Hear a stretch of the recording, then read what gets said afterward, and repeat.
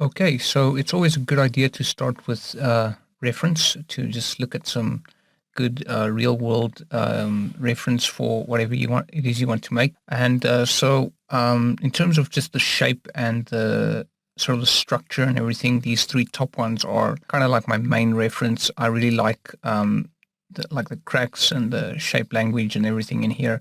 So these three are going to be kind of my main reference. And the bottom ones here are just really along for the ride. I like to have sort of what I call secondary references that aren't really, I don't look at them as much, but it's good to have them anyway, just in case I might need a little bit of extra inspiration for example, cracks here or any other kind of details. I doubt I'll be doing this high frequency kind of detail, like this high frequency surface textures type of stuff. I prefer to do that during the texturing phase, which is like beyond the scope of this tutorial. So really for sculpting, I'm really just looking at the top ones here for now.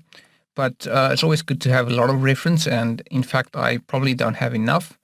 But just for this course, I think this will be fine for now. So yeah, let's get into block out.